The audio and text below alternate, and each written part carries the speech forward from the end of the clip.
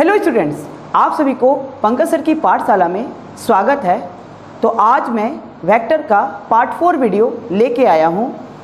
इस वीडियो में आप वेक्टर मल्टीप्लिकेशन के स्केलर प्रोडक्ट को सीखने जा रहे हैं। ओके, और हाँ, आज जो बच्चे मेरे चैनल पे पहली बार आए हैं वे सबसे पहले मेरे चैनल को सब्सक्राइब कर दें और बेल नोटिफिकेशन आइकन को दबा दें, जिससे हमारा जो भी अगला वीडियो आएगा आपको सबसे पहले नोटिफिकेशन मिल जाएगा।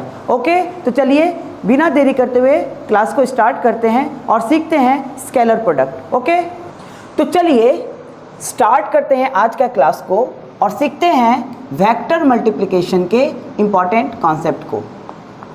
वेक्टर मल्टीप्लिकेशन, हम लोगों ने एडिशन सीख लिया है, अब मल्टीप्लिकेशन सीखेंगे।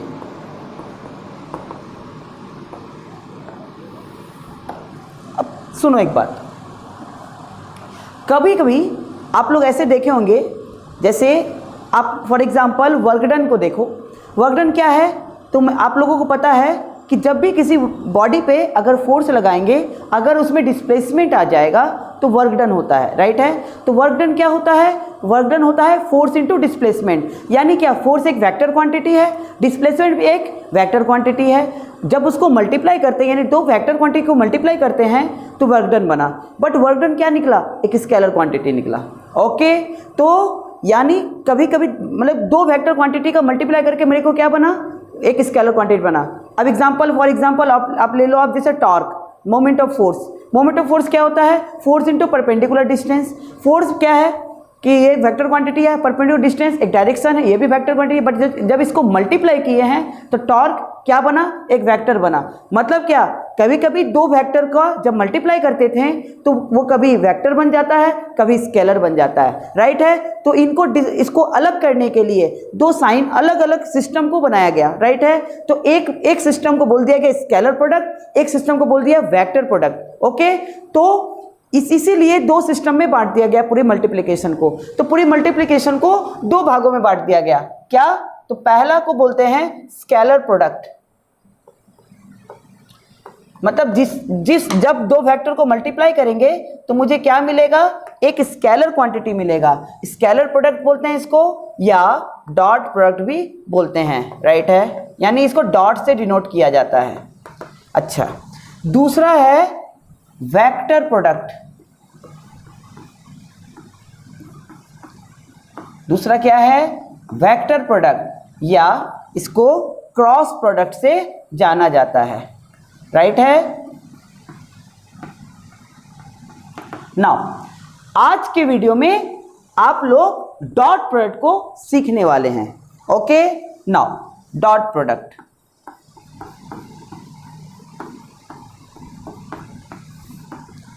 अगर कोई दो वेक्टर है, ए वेक्टर है ना, और बी वेक्टर को अगर मल्टीप्लाई करते हैं, ए वेक्टर और बी वेक्टर को मल्टीप्लाई करते हैं, कैसा मल्टीप्लाई? तो स्केलर मल्टीप्लिकेशन करते हैं। तो आप पहले फॉर्मूला लिख लो, तो वो आएगा ए वेक्टर का मैग्नीट्यूड इंटू बी वेक्टर का magnitude into cos of theta. What is theta? Theta is the angle between A vector and B vector. What is the angle between A vector and B vector? ये क्या है? Angle between A vector and B vector, right है। ये बना A dot B का formula. अब आप एक बात देखो ध्यान से, यहाँ से आप कॉस थीटा क्या से लिख सकते हो? तो कॉस थीटा होगा A vector dot B vector by A vector का मैग्नीट्यूड और बी वेक्टर का मैग्नीट्यूड। इसका यूज़ हम लोग किसी भी दो वेक्टर के बीच में एंगल निकालने में करेंगे, राइट है ना। ओके, नाउ अब आप लोग कुछ बातें को नोट करेंगे।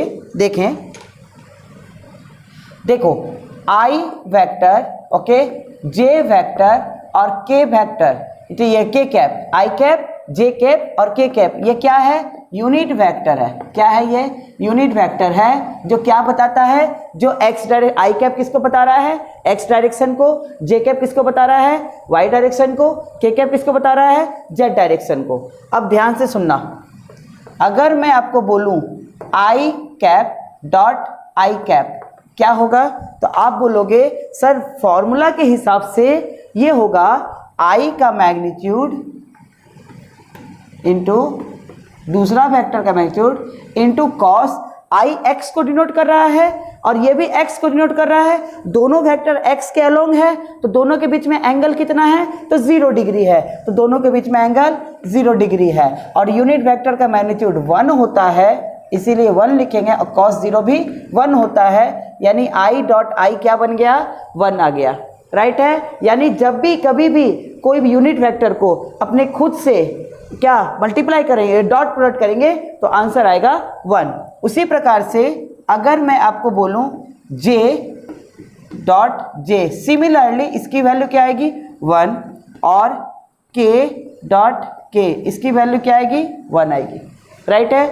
अच्छा, अब एक बात आप लोग नोट करेंगे, अगर मैं आपको बोलूं कि आई कैप डॉट जे कैप कितना होगा, तो आई किसको डिनोट कर रहा है, आई डिनोट कर रहा है एक्स एक्सिस को, और जे किसको डिनोट कर रहा है, जे डिनोट कर रहा है वाई एक्सिस को। तो इन दोनों के बीच में एंगल कितना, तो इन दोनों के बीच में 90 डिग्री एंगल है, और हम फॉर्मूला के हिसाब से अगर थीटा 90 हो जाएगा तो ये पूरी क्वांटिटी क्या हो जाएगी, 0 हो जाएगी, यानी आई डॉट जे ये क्या बन जाएगा 0। इसी प्रकार से कोई भी अदर है ना यूनिट वेक्टर के साथ, है ना, अगर मल्टीप्लाई करें जैसे आई डॉट के तो क्या आएगा 0, उसी प्रकार से जे डॉट आई क्या आएगा 0, ठीक है, जे डॉट के क्या आएगा 0, ओके, के डॉट आई क्या आएगा 0, और के डॉट जे ये भी क्या होगा 0। यानी क्या, जब भी आपका डॉट प्रोडक्ट राइट किसी दो अलग अलग यूनिट वेक्टर के साथ अगर डॉट प्रोडक्ट होगा तो उसका वैल्यू क्या आ जाएगा 0 आ जाएगा।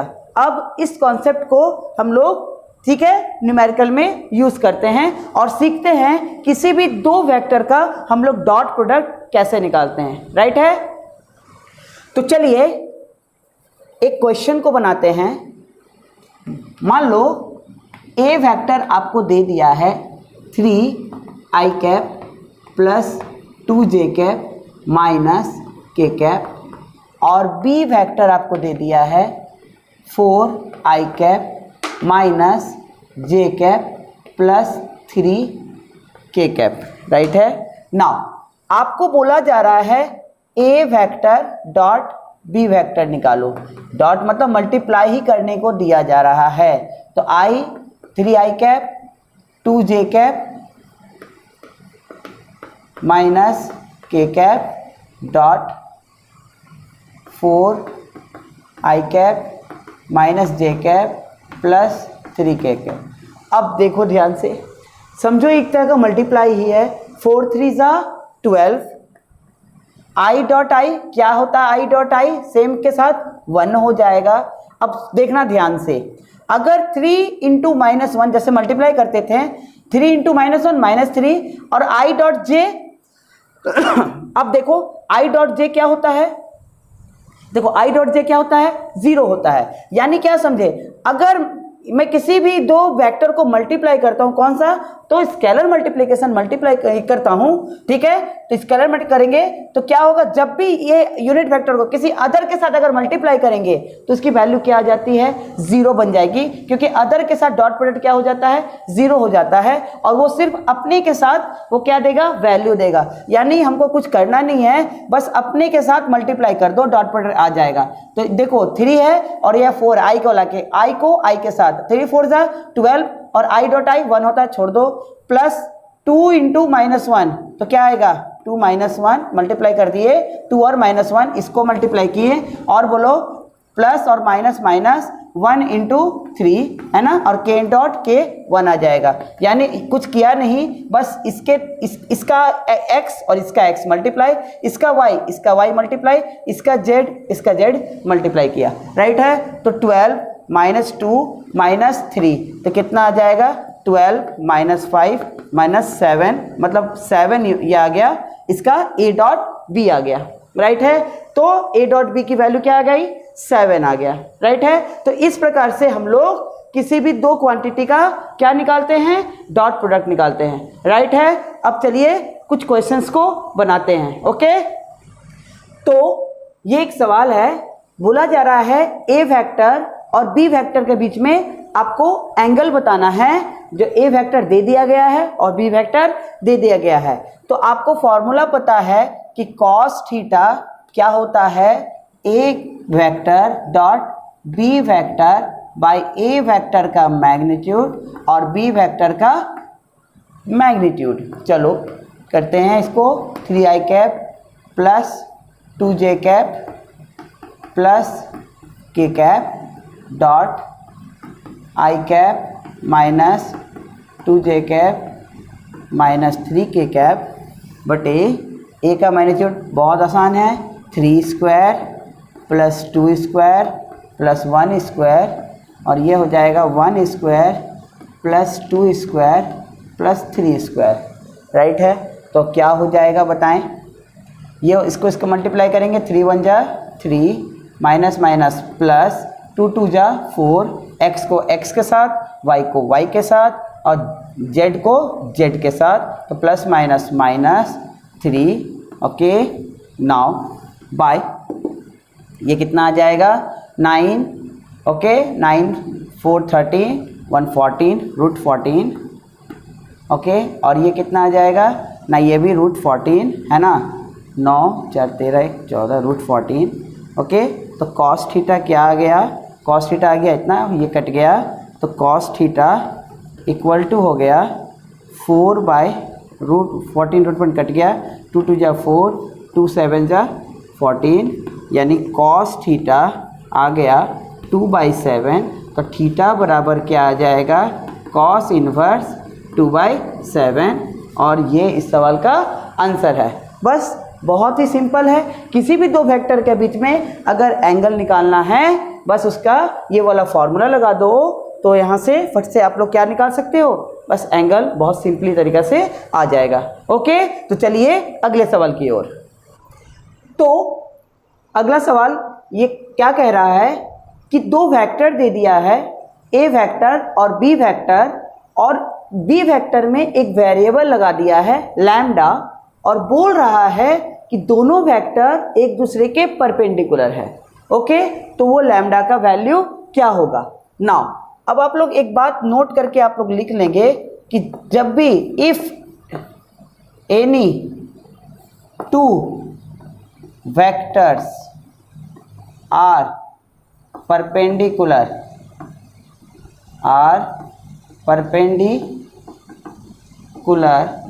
टू ईच अदर, अगर वो एक दूसरे के परपेंडिकुलर है तो उनके बीच का डॉट प्रोडक्ट हमेशा क्या होगा, ज़ीरो होगा। ऑब्वियस है ना, क्योंकि cos 90 क्या होता है, ज़ीरो है, तो उनके बीच का डॉट प्रोडक्ट क्या हो जाएगा, ज़ीरो हो जाएगा।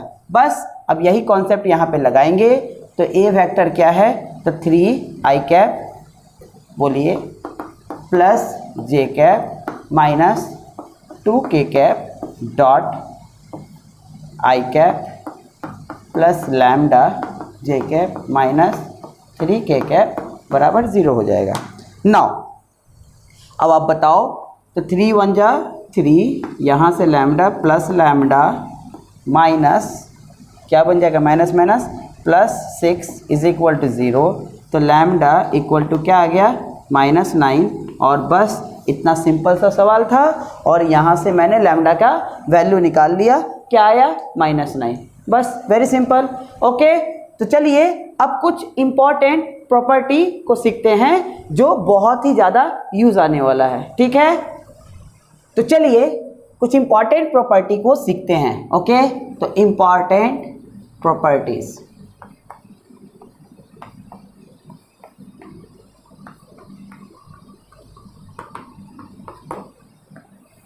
सबसे पहला, कोई भी दो वेक्टर है अगर उसको खुद से ही डॉट प्रोडक्ट करा दो, राइट है। अब आप एक बात बताओ, इसको हम कैसे लिखेंगे, ए वेक्टर का मैग्नीट्यूड इनटू उसके बीच का एंगल कितना होगा, सेम वेक्टर है तो सेम डायरेक्शन में होगा, तो थीटा 0 डिग्री, यानी ये और कुछ नहीं आएगा, ए वेक्टर के मॉड मैग्नीट्यूड का स्क्वायर आएगा। यानी क्या सीखने को मिला, जब भी किसी दो वेक्टर को मल्टीप्लाई करोगे तो उसके मैग्नीट्यूड का स्क्वायर, मतलब डॉट प्रोडक्ट करेंगे तो मैग्नीट्यूड का क्या आ जाएगा, स्क्वायर आ जाएगा। Next number 2, A vector dot B vector is equal to हमेशा होगा B vector dot A vector.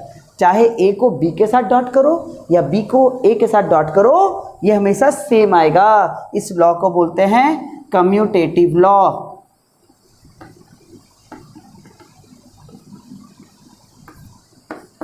Okay, now third, A vector dot B vector plus C vector, ये होगा A vector dot B vector plus A vector dot C vector. इसको कहते हैं distributive law. क्या बोलते हैं, distributive law. Next number 4, A vector dot B vector का mod ये हमेशा लेस देन इक्वल टू होगा ए वेक्टर का मॉड इंटू बी वेक्टर का मॉड। ओके, ये हमेशा लेस देन इक्वल टू होगा ए वेक्टर का मॉड इंटू बी वेक्टर का मॉड से। राइट है? ओके, तो चलिए अब हम लोग कुछ इम्पॉर्टेंट और कॉन्सेप्ट को सीखते हैं। ओके, तो चलिए अगला कॉन्सेप्ट को सीखते हैं और सीखते हैं projection of a vector. Now projection क्या होता है, तो प्रोजेक्शन मतलब उसका इमेज लेना। राइट है? देखो, अगर आपको बोला जाए कि projection of A vector on B vector क्या होगा, आप एक बात बताओ। ए वेक्टर मान लो ये है, राइट, और ये बी वेक्टर है, तो इसका हम लोग क्या लेंगे, इस पे प्रोजेक्शन लेंगे। क्या लेंगे, प्रोजेक्शन लेंगे। और उनके बीच का एंगल थीटा बोल रहे हैं, तो आप सबको पता है क्या आता है, ए कॉस थीटा होता है। ठीक है, बस इसी को डॉट प्रोडक्ट के रूप में लिखना है। कैसे लिखते हैं देखिए। अब नाउ अब कैसे लिखते हैं, तो प्रोजेक्शन होगा, सबसे पहले दोनों को डॉट प्रोडक्ट लिख दो, बाय जिस पे प्रोजेक्शन पूछ रहा है उसके मैग्नीट्यूड से डिवाइड कर दो, आपका प्रोजेक्शन आ जाएगा। देखो कैसे, अगर आपको बोला होता कि projection B vector on A vector अगर पूछता, तब क्या होता, तब आप बताते A vector dot B vector, A पे पूछा है तो ए के मैग्नीट्यूड से डिवाइड कर देंगे। राइट है? अब आप देखो ध्यान से, देखो ये क्या है और कुछ नहीं है, ये ए बी कॉस थीटा है बाय, ये मैग्नीट्यूड को बी ही लिख दूंगा, बी से बी कट गया, क्या आ गया, ए कॉस थीटा। और देखो ध्यान से, ए कॉस थीटा ही आया है। ठीक है, तो जब भी किसी भी वेक्टर का किसी अदर वेक्टर पे अगर आपको प्रोजेक्शन निकालने को पूछा जाए, तो बस कुछ नहीं करना है, दोनों का डॉट प्रोडक्ट निकालो और डिवाइड कर दो किसके मैग्नीट्यूड से, तो जिनके ऊपर प्रोजेक्शन खोजा जा रहा है उसके मैग्नीट्यूड से डिवाइड कर देना, तो उसका प्रोजेक्शन आ जाता है। क्योंकि देखो, इसको लगाने के लिए हमको फिर थीटा निकालना पड़ जाएगा। राइट है? तो बिना थीटा निकाले हम लोग डायरेक्टली इसके प्रोजेक्शन को बता सकते हैं। राइट है ना? तो चलिए अब हम लोग कुछ बहुत ही अच्छे अच्छे सवाल को करते हैं। ओके, तो ये एक सवाल है, क्या कह रहा है कि if A vector, B vector, C vector be the three vector such that A vector plus B vector plus C vector is equal to 0 है, और तीनों का मैग्नीट्यूड दे दिया है, तो आपसे पूछा जा रहा है कि ए वेक्टर और बी वेक्टर के बीच में एंगल कितना होगा। नाउ देखिए, बहुत ही सिंपल है। देखें, आपको क्या गिवन है, आपको गिवन है A vector plus B vector plus C vector equal to 0, ये गिवन है। अब सुनो, जो आपसे पूछा जाएगा उसको एक तरफ रखो और जो आपको नहीं पूछा गया है उसको अलग कर दो। तो सी को हम उधर कर दे रहे हैं, तो क्या आएगा, A vector plus B vector, okay, is equal to क्या होगा, होगा माइनस सी वेक्टर। राइट है? अब दोनों side taking mod both side, अगर दोनों साइड मॉड लेंगे तो आ जाएगा ए वेक्टर प्लस बी वेक्टर का मॉड बराबर मॉड माइनस सी वेक्टर। और आपको पता है सी वेक्टर बोलो या उसका नेगेटिव का मॉड दोनों क्या होता है, सेम होता है, यानी ये और कुछ नहीं होगा, ये सी वेक्टर ही होगा। नाउ अब स्क्वायरिंग, दोनों साइड स्क्वायर कर दे रहे हैं तो क्या आएगा, इक्वल टू, बोलो राइट है ना। नाउ अभी हमने सिखाया है कि A vector dot A vector बराबर ए स्क्वायर होता है, यानी इसका मैग्नीट्यूड का स्क्वायर, मतलब ये किनका मल्टीप्लाई है, तो ए वेक्टर और डॉट प्रोडक्ट है सेम वेक्टर के साथ, और इसको ऐसा ही लिख दे रहे हैं। आप बताओ कैसे लिखेंगे, ए डॉट ए जैसा भी सिखाया है multiply plus A dot B plus B dot A plus B dot B equal to mod सी का स्क्वायर। नाउ अब देखो ए डॉट ए क्या आएगा, मॉड ए का square plus A dot B और बी डॉट ए दोनों सेम होता है, तो मैं लिख दे रहा हूँ 2 into A dot B vector plus mod B का स्क्वायर बराबर मॉड सी का स्क्वायर। नाउ सी हियर, देखो ध्यान से, तो mod A square plus A dot B क्या होता है 2 मॉड ए मॉड बी, बीच का एंगल क्या है थीटा मान लेते हैं, प्लस मॉड बी का square is equal to mod सी का स्क्वायर। अब सारी डाटा को बैठा देंगे, ए का कितना है 3 है, तो 3 का स्क्वायर 2 3 इंटू बी कितना है 5 cos theta plus B square मतलब 5 का स्क्वायर इज इक्वल टू 7 का स्क्वायर। नाउ ये 9 है, ये हो जाएगा 5 to 15 फिर 30 cos theta plus 25 is equal to 7 square मतलब 49। नाउ अब आप बताओ 30 कॉस थीटा यहाँ से कितना आ जाएगा, ठीक है 34 इक्वल टू 49, तो यानी 30 cos theta equal to 49 minus 34, तो आ जाएगा 30 कॉस थीटा इक्वल टू 15, यानी cos theta equal to half, और तो थीटा बराबर कितना आ जाएगा 60 डिग्री। थीटा क्या आ गया 60 डिग्री, बस, यानी ए और बी के बीच का एंगल कितना है 60 डिग्री है। समझ में आया ना, मतलब आपको इसमें क्या बातें समझ में आया कि जब भी जो भी दो वेक्टर पूछा जाएगा उसको एक साइड रखना है, और जिसको नहीं बोला उसको उधर कर देंगे, और हम लोग इस सेम प्रोसेस से बनाकर हम लोग क्या निकाल लेंगे, क्या उसके बीच का एंगल निकाल देंगे। अगर ए और सी पूछा होता तो ए और सी रखते हैं, उधर बी भेज देते हैं, बाकी सेम प्रोसेस करते हैं, उसके बीच का एंगल निकाल लेंगे। राइट है ना, ओके। तो चलिए अगले सवाल की ओर बढ़ते हैं। ओके, तो ये अगला सवाल है कि if A vector B vector and c vector are mutually perpendicular unit vector, तो ये आपको पता करना है कि 2a vector plus B vector plus सी वेक्टर का मॉड क्या होगा। देखो बहुत अच्छा सवाल है, इसमें एक कॉन्सेप्ट भी सिखाएंगे। देखो गिवन क्या क्या दिया है आपको, गिवन दिया है कि ए वेक्टर का मॉड, बी वेक्टर का मॉड और सी वेक्टर का मॉड क्या है 1 है क्योंकि यूनिट वेक्टर है। और क्या दिया है कि A vector dot B vector बराबर B vector dot C vector बराबर C vector dot A vector बराबर क्या होगा 0 होगा, क्योंकि सब आपस में क्या है परपेंडिकुलर है। नाउ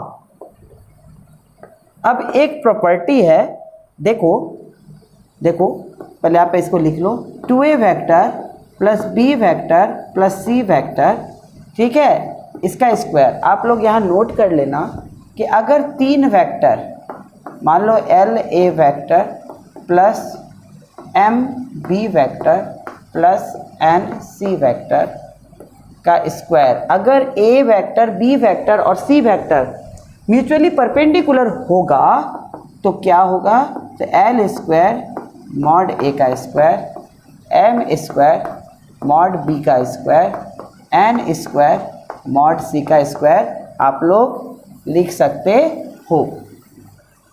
नाउ ठीक यही कॉन्सेप्ट यहाँ पे लगाएंगे तो क्या होगा, 2 का स्क्वायर मॉड ए का स्क्वायर प्लस मॉड बी का स्क्वायर प्लस मॉड सी का स्क्वायर, ये क्या आएगा 4, इसका वैल्यू 1, इसका वैल्यू 1, इसका वैल्यू 1 मतलब 6। अब इसको पूछा गया, ये वैल्यू पूछा गया, यानी mod 2a vector plus b vector plus c vector, ये और कुछ नहीं आएगा, √6 आएगा। राइट है ना। बस ये बहुत इंपॉर्टेंट कॉन्सेप्ट है, आप लोग इसे नोट कर लेना कि जब भी इस तरह का फॉर्म में दिया होगा और अगर ए बी सी आपस में म्यूचुअली परपेंडिकुलर बोलेगा तो हम लोग ये वाला प्रॉपर्टी लगाकर सवाल को बना लेंगे। राइट है ना। ओके, तो आशा करते हैं आज का वीडियो आपको अच्छी लगी होगी। अगर वीडियो अच्छी लगी है तो वीडियो को लाइक करिएगा और अपने दोस्तों में शेयर करिएगा। ओके, और अगला वीडियो मैं वेक्टर प्रोडक्ट पे लेके आने वाला हूँ और ये वेक्टर प्रोडक्ट बहुत ही इंपॉर्टेंट कॉन्सेप्ट है वेक्टर में। ओके, तो तब तक के लिए बाय, टेक केयर।